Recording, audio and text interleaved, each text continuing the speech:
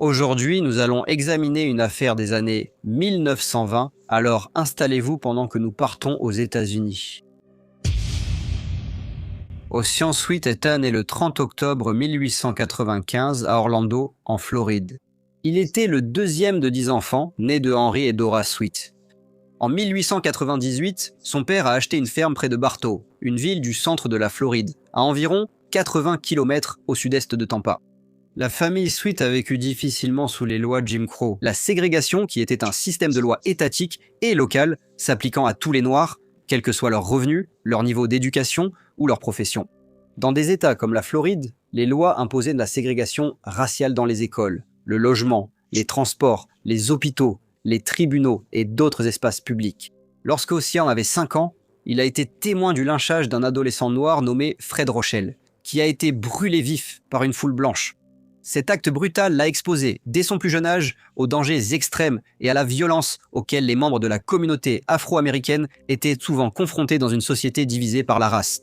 En septembre 1909, à l'âge de 13 ans, il a quitté la Floride pour poursuivre ses études dans le Nord, s'inscrivant à l'école secondaire de l'université Wilberforce dans l'Ohio, qui était le premier collège appartenant et géré par des Afro-Américains. Il y a passé les 4 années suivantes. Pour l'aider à payer ses études, il travaillait dès qu'il pouvait, déblayant la neige ou servant aux tables.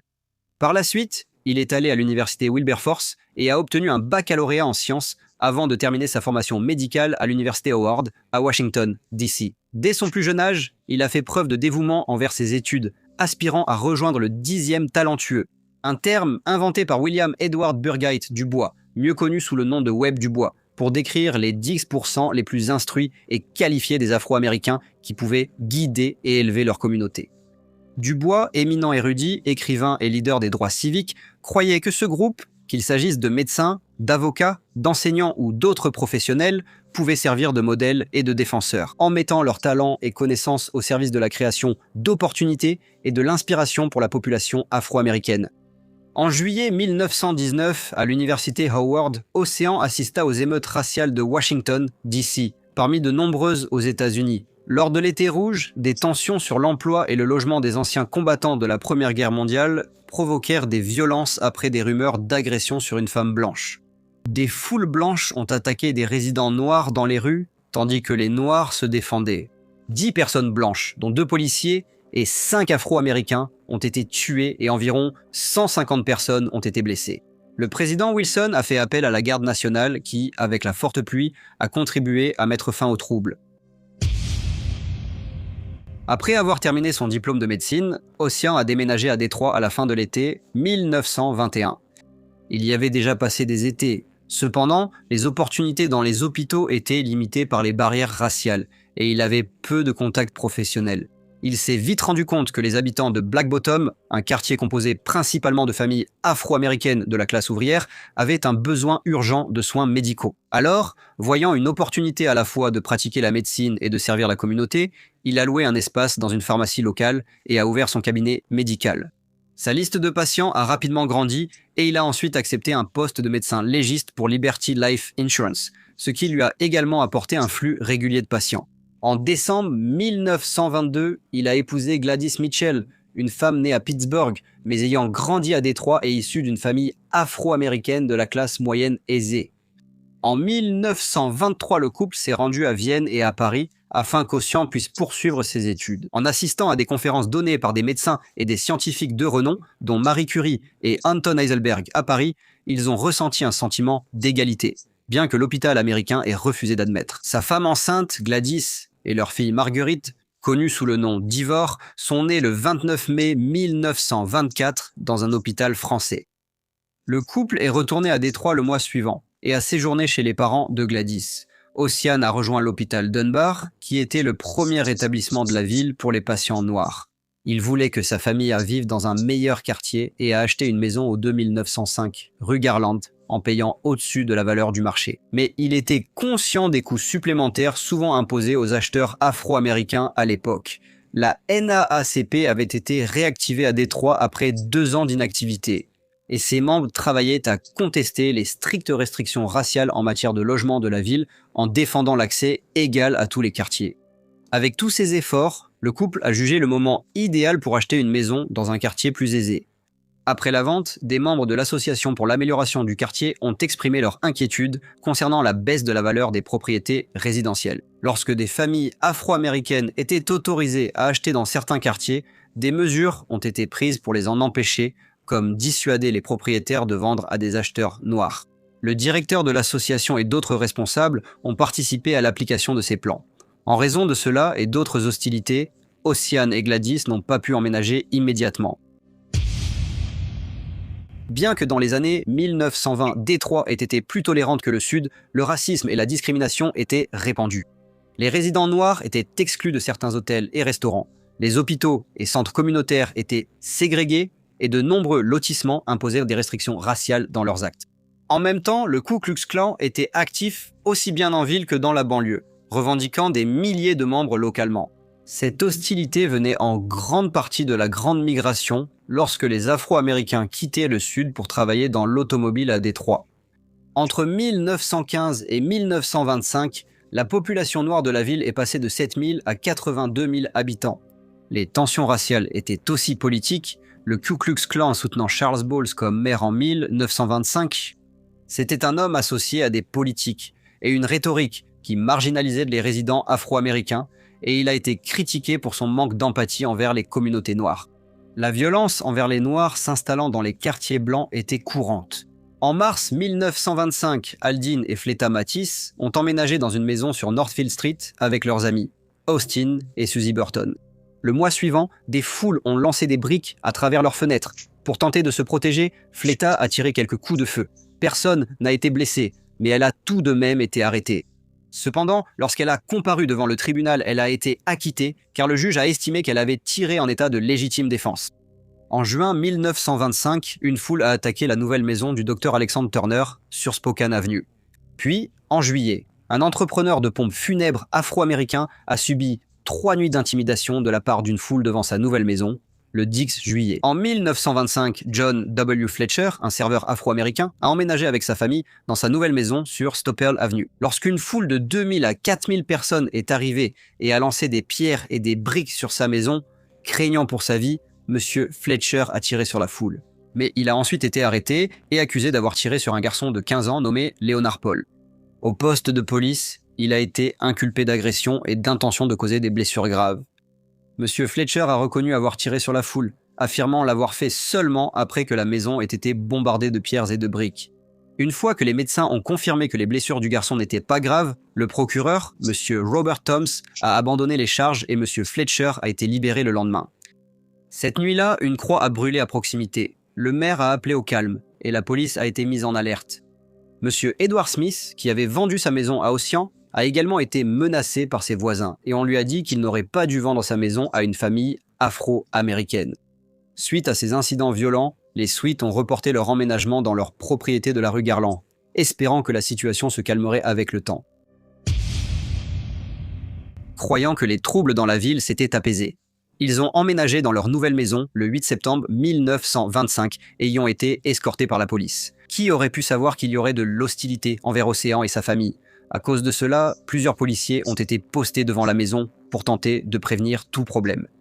Refusant de dépendre des forces de l'ordre, Ocean a aussi demandé à sa famille et à des amis proches de rester avec lui en cas d'attaque de sa maison. Gladys est également restée dans la maison, mais leur fille avait été envoyée chez les parents de Gladys. Une précaution prise à la lumière des violences qui avaient auparavant visé les familles noires ayant emménagé dans des quartiers majoritairement blancs. Le soir suivant, le 9 septembre, une foule hostile s'est rassemblée à l'extérieur. Estimés entre 150 et 200 résidents blancs, ils ont crié que la famille Sweet devait partir, puis ont lancé des bouteilles et pierres sur la maison, brisant les fenêtres alors que l'attaque s'intensifiait. Craignant pour leur vie et pleinement conscients de ce qui était arrivé à d'autres familles dans des situations similaires, les personnes à l'intérieur de la maison se sont barricadées alors que l'assaut se poursuivait. Henry Sweet, le frère d'Ocean, a tiré des coups de feu depuis une fenêtre à l'étage. Un homme dans la foule, Léon Brainer, âgé de 40 ans, a été tué, et un autre, Eric Holberg, qui avait 22 ans, a été blessé à la jambe. Après la fusillade, la foule a grossi de façon spectaculaire, certains affirmant qu'il y avait environ 7000 personnes avant que la foule ne se disperse. Une voiture transportant des passagers noirs est passée à proximité et est devenue une nouvelle cible, ce qui a forcé la police à intervenir et à escorter les occupants en lieu sûr. Près de 200 policiers ont été nécessaires pour rétablir l'ordre, bien que la personne ayant tiré le coup fatal n'ait pas été immédiatement identifiée. La police a arrêté tout le monde dans la maison Sweet. Ils ont ensuite tous été inculpés du meurtre de M. Brenner, ainsi que de tentatives de meurtre pour avoir blessé Eric Holberg. La police a récupéré 6 revolvers, 2 fusils et un fusil de chasse à l'intérieur de la maison. Ces armes, saisies comme preuve, sont vite devenues centrales dans l'affaire, beaucoup affirmant que leur présence indiquait que les occupants s'attendaient à des problèmes. En réalité, les Sweet et leurs familles et amis qui s'étaient réunis avec eux dans la maison ce soir-là, étaient très conscients du danger auquel ils faisaient face et s'étaient préparés à la possibilité de violence. Les policiers ont arrêté tous ceux présents dans la résidence, mais aucun membre de la foule n'a été inculpé. La réaction dans les journaux reflétait également le climat racial de l'époque. Le Detroit Free Press a ouvert sa couverture en affirmant que des coups de feu avaient été tirés sans avertissement et apparemment sans provocation, malgré des preuves évidentes que la maison avait été attaquée de façon soutenue. Les reportages portaient aussi sur la famille du défunt et peu de sympathie allait à ceux restés piégés dans la maison. La NAACP a soutenu le Dr Sweet et les autres inculpés lors de la fusillade, obtenant l'aide de Clarence Darrow. L'un des avocats les plus en vue du pays, dont la réputation avait récemment été renforcée par son rôle dans le procès Scopes, qui avait eu lieu plus tôt cet été-là, des contributions financières pour la défense provenaient de grandes personnalités afro-américaines à travers le pays, y compris Webb Dubois. Monsieur Darrow a accepté de prendre l'affaire pour des honoraires substantiels, en expliquant que, bien que les questions en jeu lui tenaient profondément à cœur. La préparation d'un tel procès, en temps et en frais, empêchait de travailler sans compensation. Il avait déjà de l'expérience dans la défense de prévenus noirs dans des affaires découlant de violences raciales, et il a déclaré publiquement que les citoyens noirs avaient droit à un traitement équitable devant la loi. Il était accompagné d'une grande équipe juridique, qui comprenait 2 avocats afro-américains. L'ampleur de la défense, combinée au crime racial de l'époque, a fait en sorte que l'affaire attire l'attention de tout le pays. L'accusation était dirigée par Robert Toms, le même procureur qui avait auparavant refusé d'engager des poursuites dans des affaires similaires liées à la mafia. La sélection du jury a commencé à la fin du mois d'octobre 1925 et s'est avérée difficile. Plusieurs jurés potentiels ont été écartés pour des liens présumés avec le KKK et beaucoup d'autres ont admis des préjugés raciaux.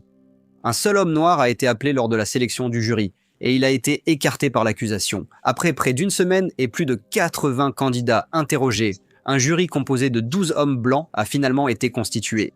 Le procès était supervisé par le juge Frank Murphy. Dès le début, il était évident que l'affaire avait des implications bien plus larges que celles concernant uniquement les accusés.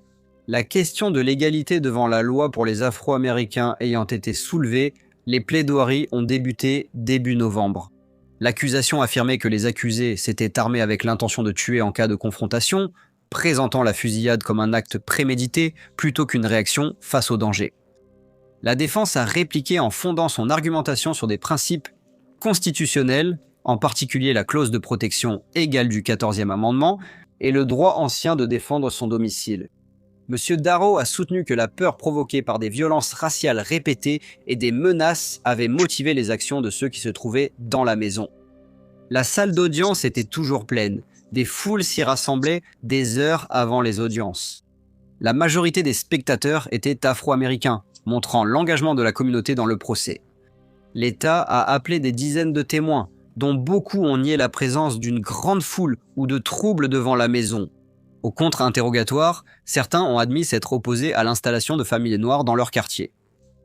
L'inspecteur a déclaré que 10 agents avaient été envoyés chez le docteur Ocean Sweet par précaution pour maintenir l'ordre et protéger la propriété. L'inspecteur a déclaré que, bien qu'une foule soit présente, la scène était calme. Il a indiqué que ces agents n'avaient entendu ni cris, ni constaté de troubles, ni su pour une arme avant que des coups de feu soient tirés de la maison. Les témoins qui étaient présents avec la foule à ce moment-là ont confirmé cette version, affirmant qu'il n'y avait qu'un petit nombre de personnes dans les rues et que personne n'était armé ou n'attaquait la maison.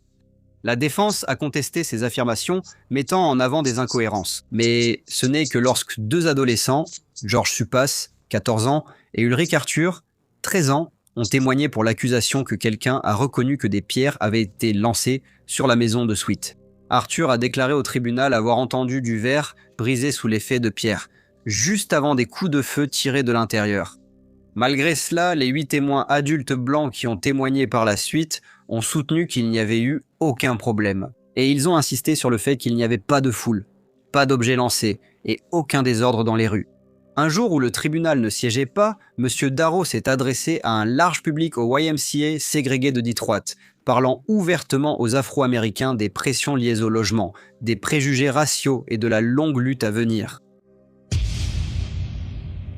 Lorsque la défense a commencé à présenter son dossier, elle a souligné que la légitime défense était un droit fondamental, en particulier pour ceux exposés à l'hostilité en raison de leur race. Les témoins de la défense ont décrit une grande foule agressive entourant la maison, criant des menaces et lançant des objets. Les estimations de la foule différaient, mais contredisaient toute l'affirmation de l'accusation qu'elle était très petite. D'autres témoignages ont évoqué des attaques récentes de foule contre des familles noires installées dans des quartiers blancs. Les preuves présentées par la défense, a-t-on soutenu, étaient essentielles pour comprendre la peur ressentie par ceux qui se trouvaient à l'intérieur de la maison de Sweet. Bien que l'accusation se soit opposée, le juge a autorisé le témoignage. Le docteur Ossian Sweet a témoigné pendant 2 jours, décrivant la tension croissante à l'intérieur de la maison, les bruits d'objets frappant le bâtiment et la panique qui s'en est suivie. Il a reconnu avoir donné une fausse déclaration à la police après l'incident, expliquant que la peur et la confusion avaient influencé ses réponses. L'accusation a tenté d'utiliser cela pour miner sa crédibilité, puisqu'il avait dit cela. Il a toujours nié savoir qui avait tiré les coups mortels et a suggéré qu'il était possible qu'ils aient été tirés depuis la foule. Henry Sweet, cependant, a reconnu plus tard avoir tiré les 2 coups de feu, l'un en l'air et l'autre en direction de la foule. Décrivant sa propre terreur pendant l'attaque, M. Darrow a soutenu que les accusés étaient poursuivis, non pas pour meurtre, mais parce qu'ils étaient afro-américains osant se défendre. Une fois les plaidoiries terminées, et le juge ayant résumé l'affaire, le jury a été envoyé pour délibérer. Ils l'ont fait pendant 2 jours, mais n'ont pas réussi à se mettre d'accord sur une décision. Le juge Murphy a annulé la procédure, déclarant un procès nul, et les accusés ont été libérés sous caution. Au cours de l'hiver suivant, la maison de la rue Garland a été incendiée, bien que les pompiers aient empêché des dégâts importants. Un procès distinct pour Henry Sweet a commencé en avril 1926, et une fois de plus, M. Darrow a dirigé la défense. Après un long réquisitoire final, le jury a délibéré pendant seulement quelques heures avant de rendre un verdict de non-culpabilité. Les charges contre les autres accusés ont été officiellement abandonnées l'année suivante, malgré la victoire juridique. Les conséquences ont été dévastatrices. La jeune fille des Sweet est décédée de la tuberculose, et cela a été suivi peu de temps après par la mort de Gladys, à seulement 27 ans. Ocean a eu du mal à se remettre de ses pertes, même s'il a repris sa carrière médicale et a contribué à fonder un hôpital au service de la communauté noire. Il a vécu de nombreuses années dans la maison de la rue Garland avant de la vendre. En 1960, après des années de santé déclinante et d'épreuves personnelles, le docteur Ocean Sweet est tragiquement mort de sa propre main. Il avait 64 ans. La maison Sweet de la rue Garland a ensuite été reconnue comme un important site historique des droits civiques. En 1958, elle avait été achetée pour $10 000 par Herbert et Inez Baxter, une famille afro-américaine qui comprenait son importance historique. Herbert Baxter avait été un patient du docteur Ocean Sweet et aussi son teinturier, et la famille a fait un effort conscient pour préserver la maison afin que l'histoire ne soit pas oubliée. La maison Sweet est devenue un site reconnu des droits civiques et a été désigné site historique du Michigan en 1975 puis, 10 ans plus tard, a été ajouté au registre national des lieux historiques. Un panneau historique d'État a ensuite été installé en 2004. Grâce à Daniel Baxter qui avait grandi dans la maison, la restauration a progressé en 2018 grâce à une subvention fédérale d'un $250 000, complétée par d'autres financements. En 2020, Daniel Baxter a fait don de la maison à la fondation Dr Ocean H. Sweet et sa restauration a commencé en 2022. Avant le 100e anniversaire de l'attaque de la foule, en août 2025, le parc commémoratif Dr Ocean Sweet a ouvert à côté de la maison, avec des arbres commémoratifs pour ceux qui se trouvaient à l'intérieur pendant l'attaque, ainsi qu'un pour la fille d'Ocean et Gladys. Bonjour à tous et merci beaucoup de regarder. Pour ceux qui souhaitent en savoir plus sur cette affaire, Dan Austin a écrit un excellent article que vous pouvez trouver sur la page web Historic Detroit. J'ai inclus un lien vers son article détaillé dans la description ci-dessous et cela vaut vraiment la peine d'être lu. Comme d'habitude, n'hésitez pas à laisser vos commentaires ou suggestions et j'espère vous retrouver tous pour la prochaine affaire.